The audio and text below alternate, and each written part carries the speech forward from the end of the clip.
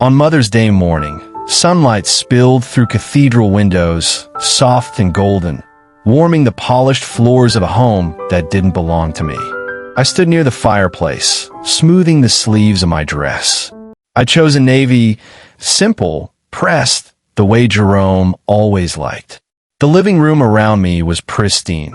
Cream-colored sofas, abstract paintings I didn't recognize, the faint scent of lemon polish, and something more expensive lingering in the air.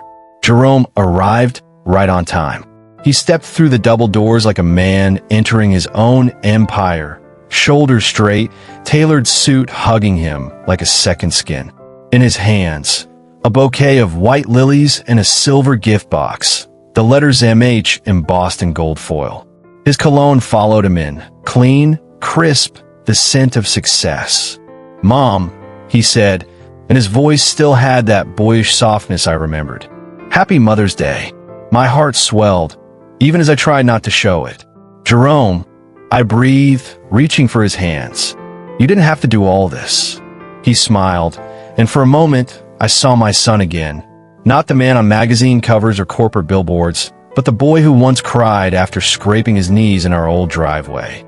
Then he said it. "Mom, do you like the house Matilda bought for you?" It landed like a shard of glass. The room blurred at the edges. My fingers tightened around the flowers. I glanced around, the flawless rugs, the polished table, the walls so white they looked like they'd never heard laughter. This house?" I asked quietly. Before we continue this thrilling story, don't forget to hit that subscribe button, like this video, and comment where you're watching from. Your support helps us bring more powerful stories, and trust me, you won't want to miss them. Now, let's get into the story. Jerome nodded, pleased. She handled everything. So it was time you had a place that matched your grace. Behind him, she appeared, Matilda Hughes. My daughter-in-law. She moved like a shadow dressed in silk. Black satin clung to her body like liquid, and a string of perfect pearls gleamed at her throat. Her heels made no sound against the wood. Her smile didn't quite reach her eyes. "Of course, Mother," she said sweetly. "You told us you needed somewhere peaceful. No traffic, no noise. This neighborhood is perfect." She lowered herself onto an armchair with effortless grace. I stood frozen, unable to sit. Peaceful? I'd been living in a rental apartment near a freeway off-ramp for the past 8 months. Ever since Matilda told me renovations on my house would take a little longer than expected. She'd asked me to sign a few forms. Said they needed to move the deed temporarily to speed up permits. This wasn't my home, and it never had been. I turned back to Jerome. He looked so proud, so sure. Matilda watched me carefully, her fingers folding neatly over her lap. That's when I saw it. The same look I once saw in a chess opponent who already knew she'd won. Polite, dismissive, almost bored. "Don't you love the light in here?" she added. "It's so clean." I swallowed. The chandelier above us sparkled in the late morning sun.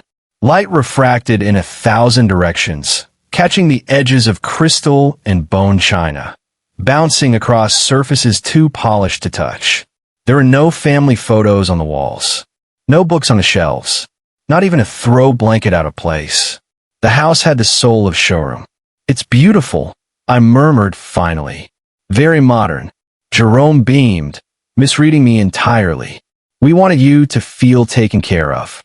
Matilda insisted on this one. She said it had the right energy. "She did?" I asked, my voice quieter now. "Oh, yes," Matilda answered before he could. "I put the down payment through my business account.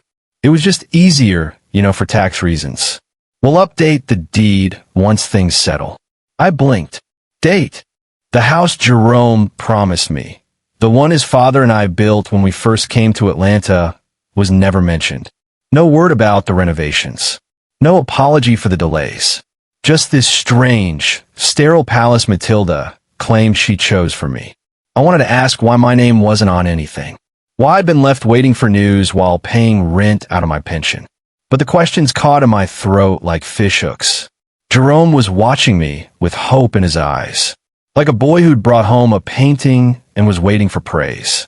So I nodded again, smiled, even as something deep inside me began to tremble. We sat in awkward elegance for another hour. Jerome told stories from his Dubai project. Matilda complimented my dress in a tone that was more observation than kindness. When they finally left, Jerome kissed my cheek and said, "We'll have lunch next week, Mom. Somewhere nice. Promise." Matilda waved from the driveway, her hand heavy with diamonds. I closed the door behind them, and the house fell instantly silent. Too silent. I sat on the edge of the settee and pulled my handbag onto my lap. My fingers found the old leather notebook inside. The one with creased corners and faint ink stains. The one I use to jot down groceries, appointments, prayers. I opened to a fresh page. Wrote 3 words. Find the truth. Then I shut the book and folded my hands, sitting in the stillness of a home I didn't recognize, surrounded by walls that whispered someone else's name. The next morning, I woke before the sun. Sleep had been a stranger, and the house, if I could even call it that, felt colder than ever. I sat by the window in silence, wrapped in my husband's old cardigan, watching the first pale light press against the glass. Every inch of the place reminded me of what I didn't recognize. What wasn't mine? I packed my purse slowly, slipping the notebook inside along with a folded church bulletin and a worn photo of Jerome at 5, grinning beside a sandbox he and his father built with crooked planks and love. Then I grabbed my keys. Cascade was quiet on Sundays. Most folks were either in church or still in bed. But I wasn't heading to worship this morning. I drove south, past the faded signs and red lights of memory, until the streets began to change. Trees that once shaded my front porch now lined manicured sidewalks. The corner shop had become a cold-pressed juice bar. And then I saw it. My house. At least, the shape of it. But something was wrong. The red brick exterior had been painted a sterile white. The porch swing was gone. The oak tree Jerome used to climb had been trimmed down to a stump. The shutters were new, black, and sharp. And the front door had been replaced with one of those soulless modern slabs you see in design magazines. And there, staked neatly into the front yard, stood a black and gold sign. Sold. Hughes Property Holdings. I pulled over and cut the engine. My hands were still on the steering wheel when 2 construction workers stepped out from the side gate, both in navy jumpsuits, laughing about something. One carried a clipboard. The other was eating a sandwich. I stepped out of the car, knees stiff, heart pounding. "Excuse me," I called. The taller man turned. "Morning, ma'am. What happened to this house?"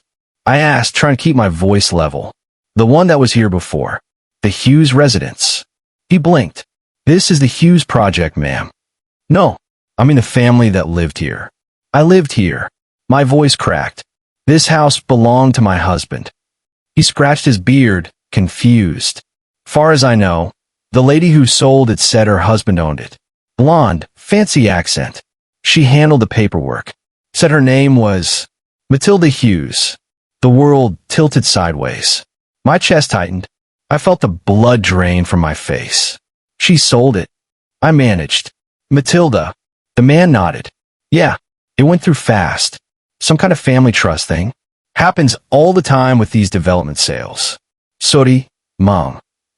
I backed away, nearly stumbling over the curb. They went back to work. I got into my car with numb hands, my fingers fumbling at the ignition. The engine started, but I didn't move. Not right away. I just sat there, staring at the whitewashed bones of what used to be my life. She sold it.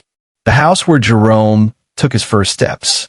The house my husband built with his bare hands and a dream. The one that still had pencil marks on the kitchen wall from measuring Jerome's height every birthday. I drove in silence to the county courthouse. The records department was nearly empty, the fluorescent lights buzzing faintly overhead. A clerk with tired eyes and a name tag that read Marla asked if she could help me. "Yes," I said, trying to keep my voice steady. "I need a copy of the deed transfer for a property on Briarwood Lane. The old Hughes house." She tapped at her keyboard, squinting at the screen. "You're the current owner?" she asked. "I should be." There was a pause.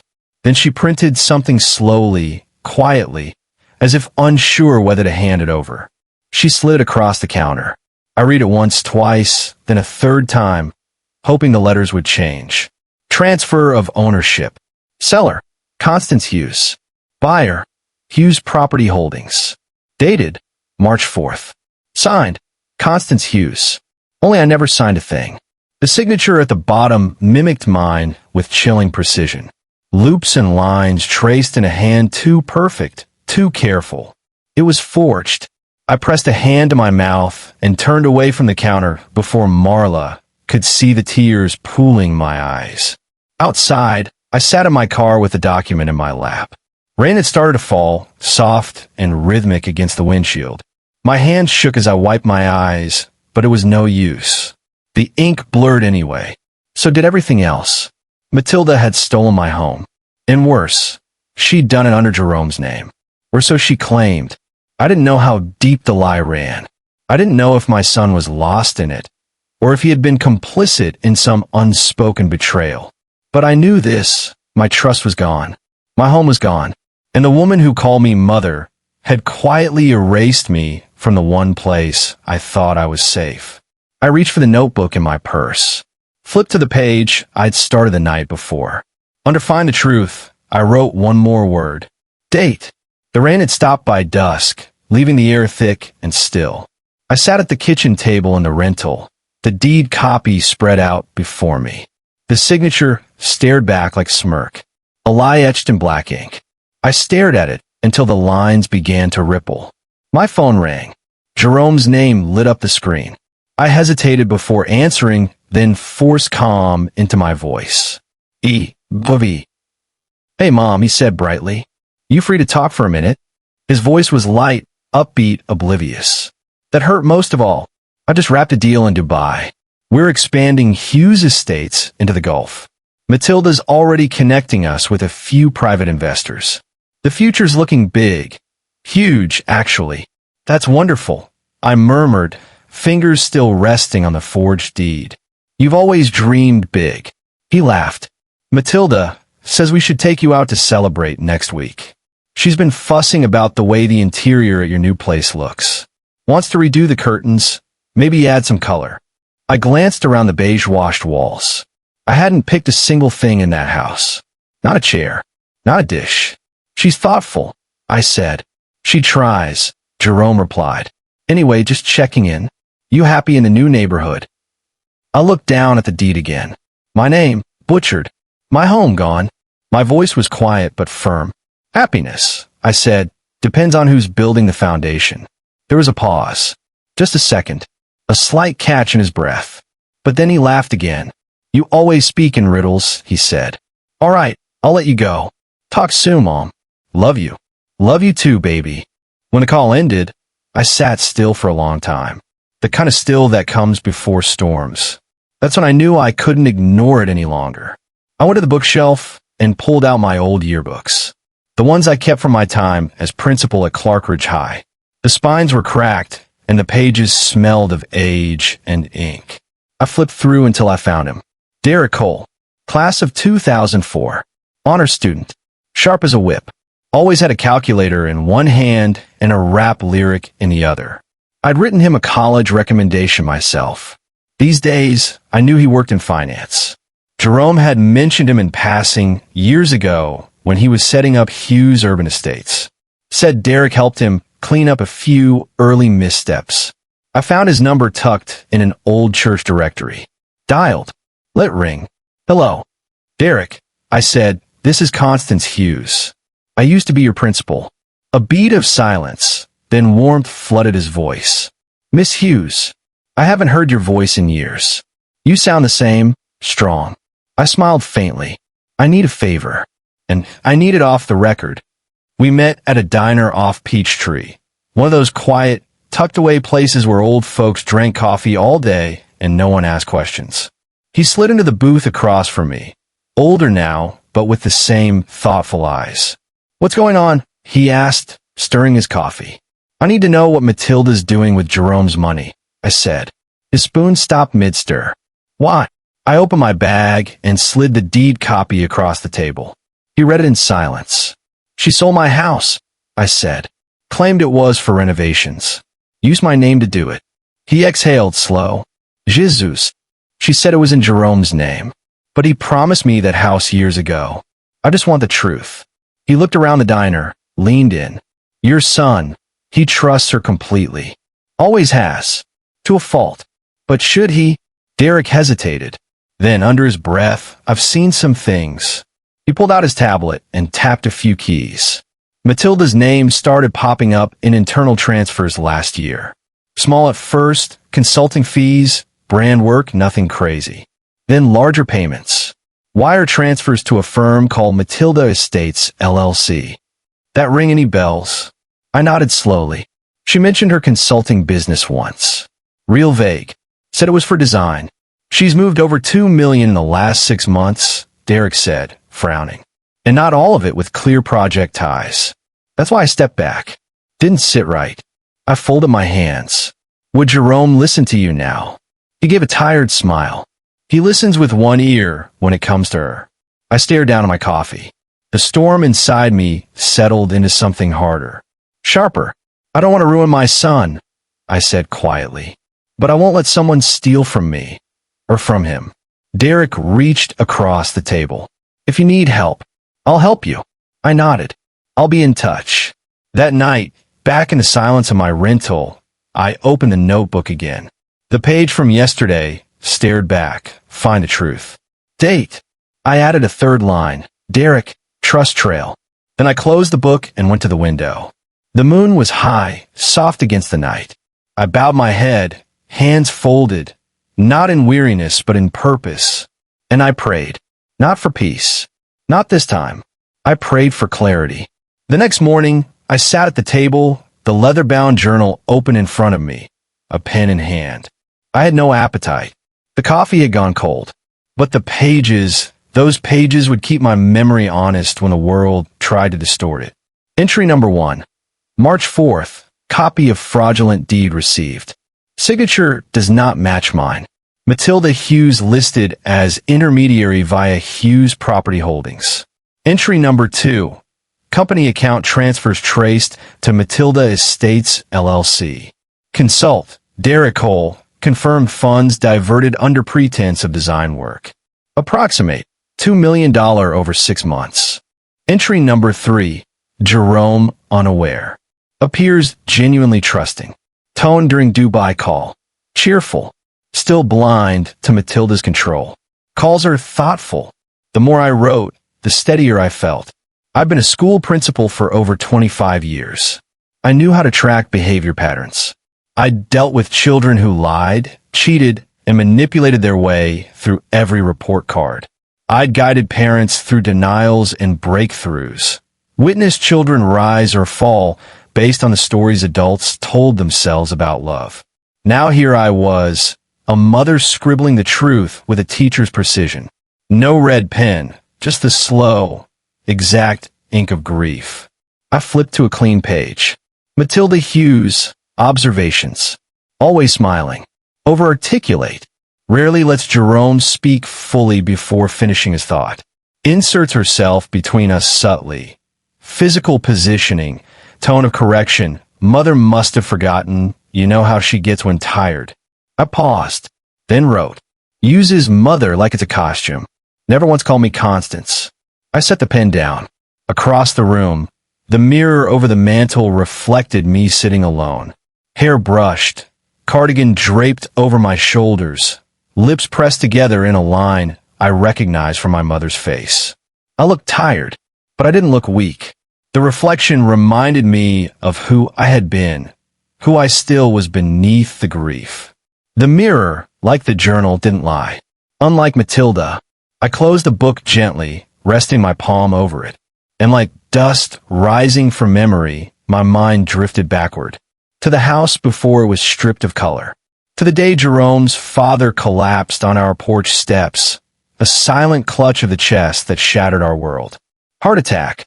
Sudden. No would-be. No time for last words. Jerome was just 15. I had to become everything overnight. Mother, father, counselor, provider. I sold my wedding ring to pay the electric bill that month. Took on tutoring after school. Kept kept Jerome fed and polished for church every Sunday, even when I was down to one nice pair of shoes. Never told him when the fridge was nearly empty. Just prayed harder and cooked creative meals with canned beans and broth. I never accepted pity. I accepted discipline, and I raised Jerome the same way. He was always building. With sticks, with blocks, with stray pieces of furniture he'd try to screw together into some crooked shelf. "We're gonna build skyscrapers, Mama," he once told me, wearing a cardboard hard hat. I told him skyscrapers were fine, as long as the foundation was honest. That was the rule. Tell the truth. Own what you break. Say what you mean, and mean it clean. And he did. For a while. Then came success. College. The firm. Money. Then Matilda. Elegant, articulate, polished. I tried to like her. I wanted to like her. But a mother knows when a smile hides something sharp. The first time we met, she shook my hand like she was handing me something invisible. And taking something at the same time, she told me I looked dignified, as though it was a compliment, not a measurement. I remember wondering why her compliments made me feel smaller, not seen. But Jerome glowed around her, talked about joint projects, her vision for rebranding their portfolio, her connections in international markets. She knew everyone, said very little about herself. She used flattery like perfume, light but unmistakable. I smiled. I watched. I said nothing, because if I said the wrong thing, I risked something worse than being wrong. I risked losing my son.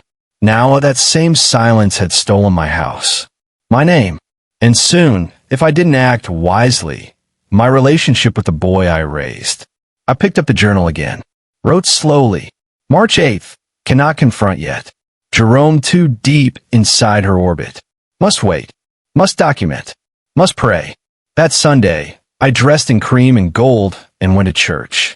The congregation was light that day. I slipped into a back pew and bowed my head. I didn't sing, didn't close my eyes during prayer. I just sat there listening. When the service ended, I stayed behind. "Constance," a voice said gently. I turned to see Pastor Evelyn, her scarf soft at her neck, eyes warm and knowing. She took my hand. "You've been quiet lately," she said.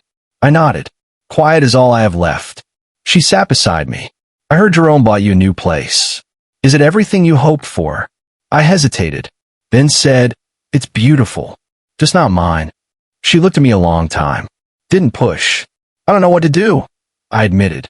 "If I speak, I might break something I can't fix. But if I don't," her voice was steady. "Truth isn't loud, Constance. It's patient." I looked at her. She squeezed my hand. "You already know. You're just waiting for the right time to be heard." That night, I lit a candle in the kitchen. I didn't pray for peace. I prayed for patience, for the wisdom to wait, for the strength to let the storm build quietly inside me until it was ready to be released, not in rage, but in truth. And as the flame flickered against the window pane, I opened my journal again and kept writing. 2 weeks passed. I didn't call, didn't question. I just waited. Every day, I watched the afternoon light move across my modest living room, tracing time on the thrift store curtains. I set the table with care. Nothing extravagant, just warmth.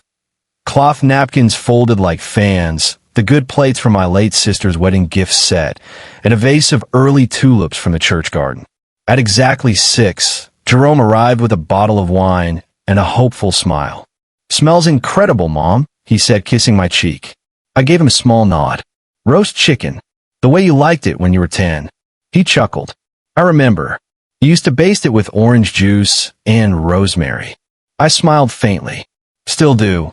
He took off his blazer and sat, relaxing as if nothing in the world was out of place. But I was already watching the door, listening for the click of designer heels. Matilda arrived 15 minutes late. She stepped in wearing charcoal gray silk and her signature pearls, eyes down on her phone. No apology, no hook. Just a breeze of perfume and entitlement. "Sorry," she said flatly. "Had to finish a call with Tokyo. Real estate never sleeps." She looked around, nose wrinkling slightly at the size of the apartment. Cozy. I closed the door behind her and offered a tight smile. Seat, Mathilde. While it's hot, Jerome poured the wine, filling 3 glasses. We clinked, though Matilda only sipped. I carved the chicken with slow, practiced grace, plating everything neatly. The table glowed in the soft candlelight, but underneath, the tension pulsed like a second heartbeat. We ate in silence for a while. Jerome commented on a new tower project. Matilda scrolled intermittently, chiming in about portfolio visibility and brand harmonization. I nodded politely. Let them speak. Then, over the second helping, I set my fork down lightly. You know, I said, voice casual, a buyer stopped by the old place last week. Jerome looked up. Briarwood? He asked. I took a sip of wine. Said he'd pay nearly $2 million for it. The house must look good under all those renovations. Matilda's fork froze midair. Jerome's brow furrowed. Wait, someone came to your house. I wiped my mouth with a napkin. Not mine anymore, apparently.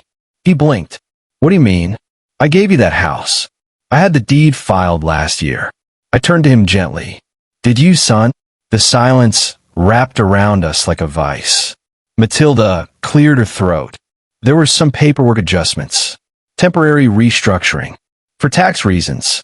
Jerome stared at her. Paperwork? She waved a manicured hand. It's not a big deal. Everything's in order. It's standard. I smiled faintly. Oh, I see. I took another bite of chicken and chewed slowly. Jerome leaned back, visibly unsettled. Matilda, is my mother on the deed or not? Matilda's smile was tight now. She was. Then we had to shift assets briefly. The intent was always to revert it back once. And did you? He asked sharper now. She blinked. Well, no, not yet. But it's all in process. I watched her carefully. She didn't realize it, but in that moment, something vital shifted. She wasn't the one in control anymore. I was. I reached for my wine again. The buyer seemed surprised when I told him I didn't own it. Said it was recently purchased by Hughes Property Holdings. Jerome turned to me, confused. You didn't know about that? I only found out when I saw the sold sign on my lawn. His face fell, slowly, as if gravity had just become real. Matilda's voice rose, too polished, too quick. Constance, you signed a transfer. We sat right there at the notary, remember? You even said. I cut in quietly. I've never met a notary. Matilda, not for that house. The last time I signed anything, it was a birthday card. Jerome's color drained. Matilda opened her mouth, then closed it again.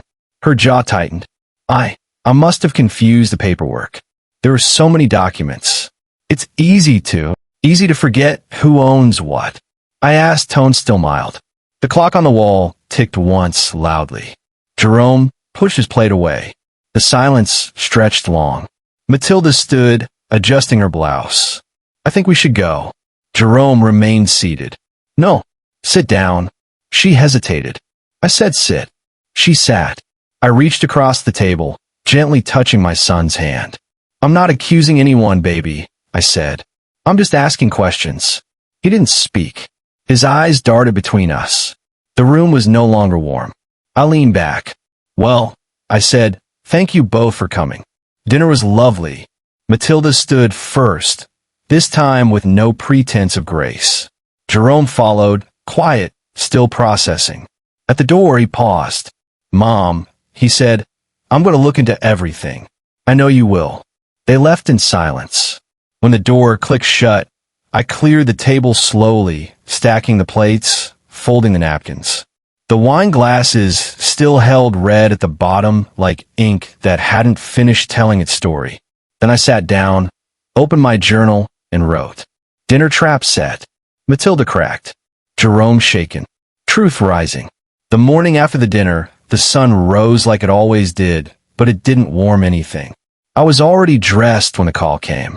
My phone vibrated on the counter, Jerome's name glowing on the screen. I answered quickly. His voice was quiet, unsteady. Mom, he said, I checked the property records. I held my breath. He exhaled shakily. Your name isn't on the deed anymore. I closed my eyes. There it was. I tried everything, he went on. Looked through transfer logs, our internal systems, even asked the registrar to pull old files. It's gone. Your name, it's not there. I waited a moment before answering. I know, baby, I said softly. I found out weeks ago. The silence that followed was heavier than anything either of us had said.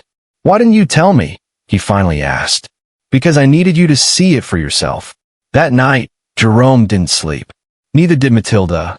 He confronted her in the glass and gold living room of their penthouse suite, his hands trembling as he held the printed deed records in front of her. Explain this, he said. She was already annoyed. Jerome, it's late. Can't this wait? No, it can't. She sighed, then took the papers and scanned them, unimpressed. Oh, that. Yes, it was transferred into our trust for a brief window. Your mother signed the adjustment. Don't you remember? I told you it was for tax restructuring. Temporary. He stared at her. So, when were we putting it back in her name? She looked away. Matilda. When? Her expression hardened. You really want to do this now? Yes. She tossed the papers on the marble table like they were nothing. Look, it was all legal. It's not like she's homeless. That's not the point, Jerome snapped. You said the house was still hers. It was hers. Technically. Until it wasn't. Did you forge her signature? She scoffed. Oh, please, don't be dramatic. Answer me. She turned on him, sharp now. You never understood how this business works, Jerome. I built Hughes Urban Estates while you worried about feelings and legacy. I handled the architects, the consultants, the foreign accounts. I dealt with the banks, the partners, the risk. Her voice rose, cold and controlled. You wanted to build houses, Jerome. I built an empire. He stared at her, and for the first time in years, he truly saw her. Not the polished businesswoman, not the poised partner at ribbon cuttings and fundraisers, but the steel underneath, the manipulation masked as strategy, the ambition that didn't flinch. You lied to me, he said, barely audible. She rolled her eyes. Grow up. Meanwhile, back at the apartment, I sat in my study with the notebook open and the evening news humming quietly from the other room. That's when I remembered the drawer. Second from the top, bottom left side of the hallway desk. A drawer I hadn't touched in months. It was where I kept old church CDs, receipts, and things I didn't want to throw away but couldn't bear to sort. I opened it slowly, and there it was. My old voice recorder. Black, dusty, but still intact. I turned it on and rewound, listening through bits of sermons and grocery lists until I heard it. A conversation. Faint at first, then clearer. Don't worry, Mother. Jerome doesn't need to know. It's just paperwork. Matilda's voice. I remembered now. She had brought a stack of forms to me months ago when she came alone one afternoon, saying Jerome was tied up at work. She said something about zoning, timelines, easing the process. She smiled and handed me a pen. Just routine forms, she said, and I foolishly signed. I stared at the recorder, hands trembling. This wasn't just hearsay. This was evidence. Matilda hadn't just manipulated me. She'd weaponized my trust. And now, with the words captured forever, her mask had a crack too deep to patch. I clicked the recorder off. My fingers brushed over the notebook, turning to the latest entry. March 22nd, recorder found. Confirmation, Matilda's voice. Lied about Jerome. Lied to both of us. Then underlined. Prepare for confrontation. In the silence, the weight of what I held pressed on my chest like stone. I could feel it. Something shifting in the foundation she'd built, in the story she'd told us all. Jerome was waking up. And Matilda? She was about to find out what happens when a quiet mother speaks with proof. Sunday arrived dressed in silence. The Hughes mansion loomed like a monument to ambition. Glass, steel, stone. Every surface polished to perfection. Every room curated like a gallery. I walked up the steps slowly, the weight of my bag heavier than usual. Not because of the recorder inside, but because of what it meant.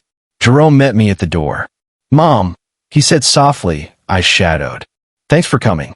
I nodded. Of course. He stepped aside, and I entered. The living room was chilled. not by temperature, but by tension.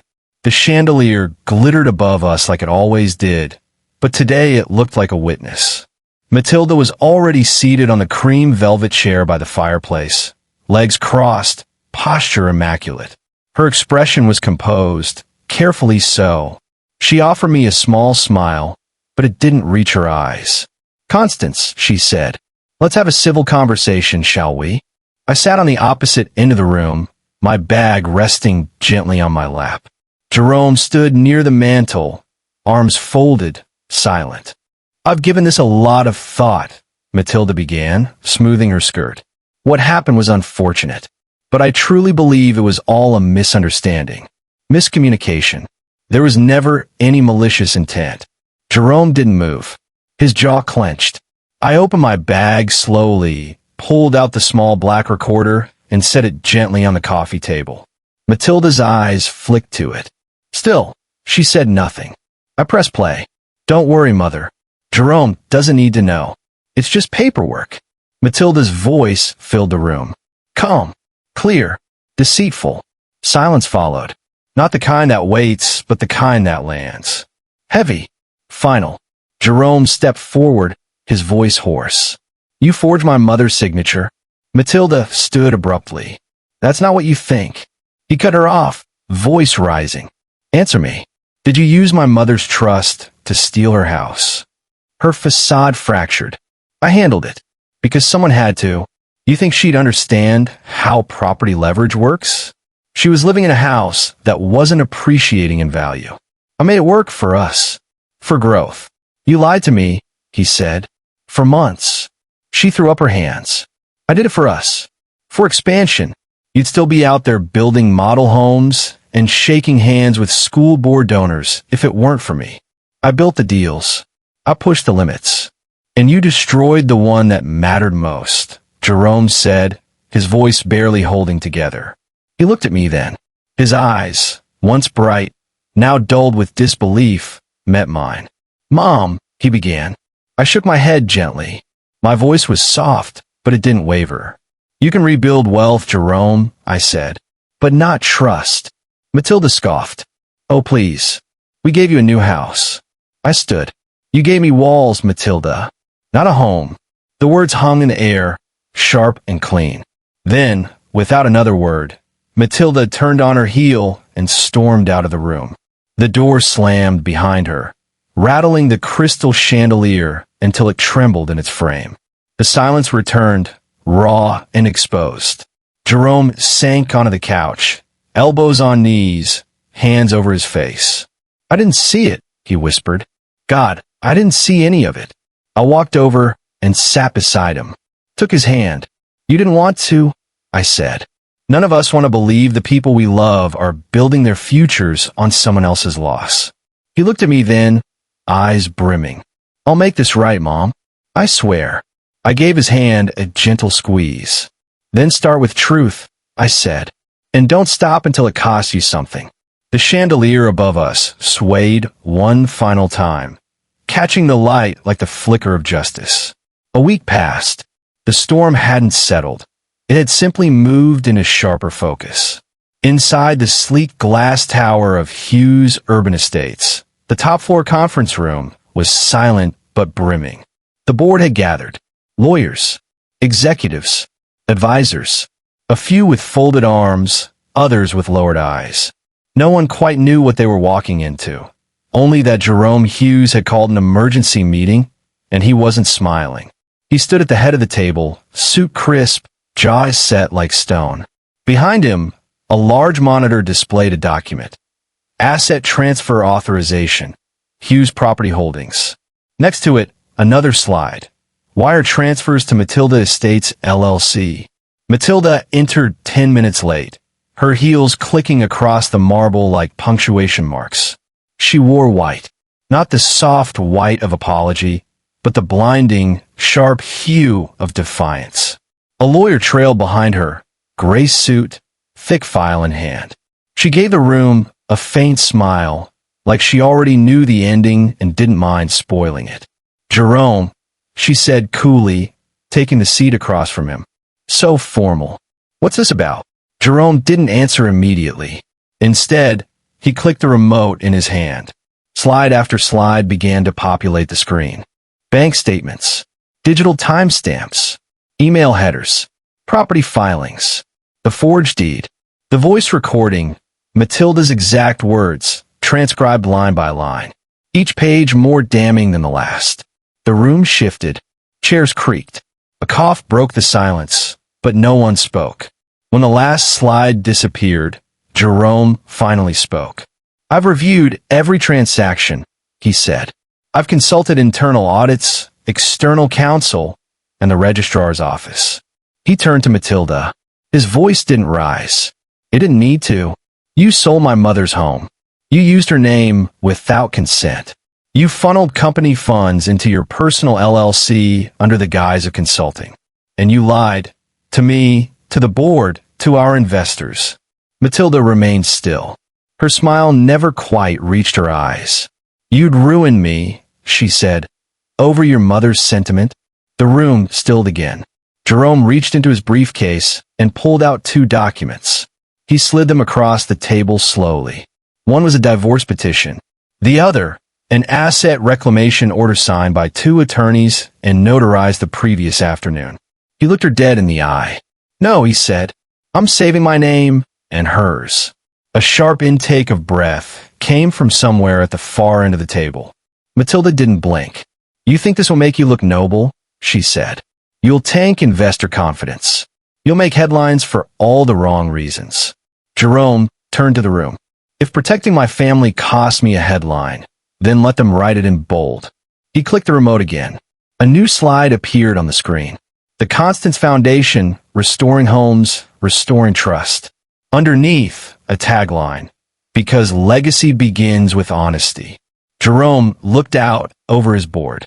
"Effective immediately, we're launching a philanthropic division focused on restoring homes and assets to those defrauded by financial abuse, starting with my mother's." He placed one more paper on the table, the reinstated deed to the Briarwood house. In her name, permanently. A moment of stillness followed, like the room had been holding its breath, and now it exhaled. One of the board members, a woman from legal, gave a small nod. Another tapped the table twice in soft approval. A third whispered to a colleague. And then a few more joined.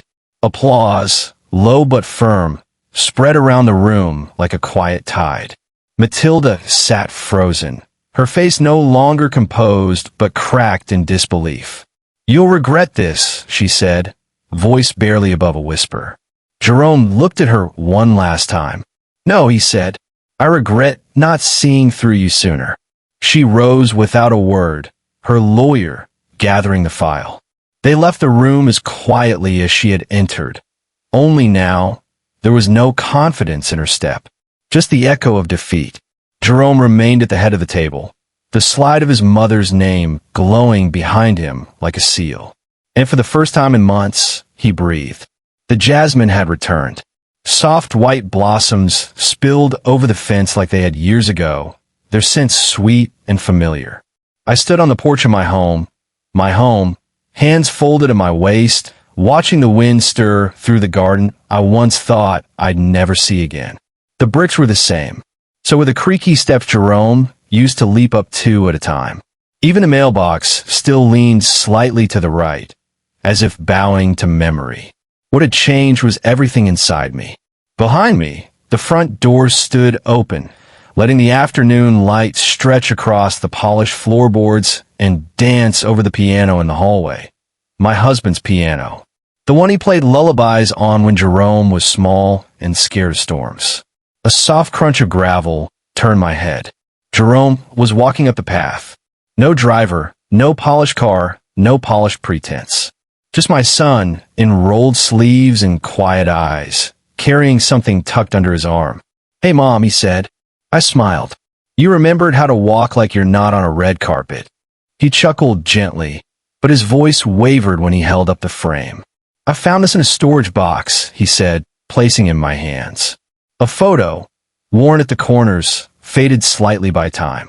It was him, at about 7, arms thrown around my waist, both of us beaming on this very porch. My husband had taken it. I could still hear his laugh behind the lens. I traced the edges of the frame. Jerome stepped closer. "Mom," he said, voice low, "I can rebuild everything but the years I let her fool me." I looked up at him, my heart steady. "Then start here," I said. "Start with home." He nodded, throat thick. Together, we walked inside. The sunlight caught the brass keys of the old, upright piano. Jerome paused, placing a hand on it like it was a memory made solid. The house didn't just smell like fresh paint anymore. It smelled like belonging again. "Do you remember," I asked softly, "how you used to press random keys and pretend it was jazz?" He laughed, wiping at the corner of his eye. "I thought I was a prodigy." "You were," I said. "Just needed better rhythm." He took a deep breath, then let it out. "Thank you for not giving up on me." "I never gave you that option," I said. Weeks passed, and then the day came. The press stood in quiet clusters outside the newly renovated community building on South Grove, snapping photos of a black ribbon stretched across a brick archway. It was modest but proud, just like the woman it was named after. The Constance Foundation. Inside, walls were lined with framed photos of seniors, single mothers, veterans, all homeowners who had fought and won against fraud. One wall held a plaque etched with Jerome's mission statement: "We rebuild what greed breaks." Starting with trust. At the front, reporters gathered as the ribbon was cut.